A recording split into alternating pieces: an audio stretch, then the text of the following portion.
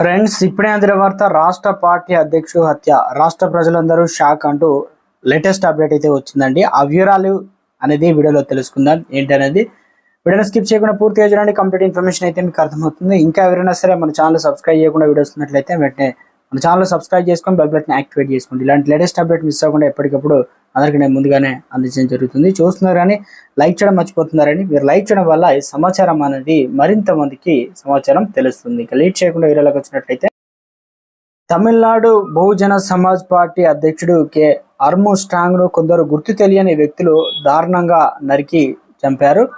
శుక్రవారం సెంబియాం ప్రాంతంలో తన ఇంటి సమీపంలో పార్టీ నేతలతో మాట్లాడుతున్న ఆర్మ్స్ట్రాంగ్ ను బైక్ పై వచ్చిన 6 వ్యక్తులు దాడి చేసి నరికారు. తీవ్రంగా గాయపడినటువంటి అతన్ని దవాఖానకు తరలించగా అప్పటికే మృతి చెందినట్లు డాక్టర్లు ప్రకటించారు.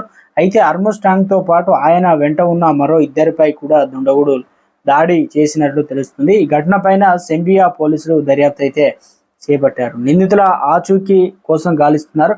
కాగా గత ఏడాది జరిగిన గ్యాంగ్స్టర్ ఆర్కడ్ సురేష్ హత్యకు ప్రతీకారంగానే ఇది జరిగినట్లు పోలీసులు భావిస్తున్నారు. ఆర్మ్స్ట్రాంగ్ హత్య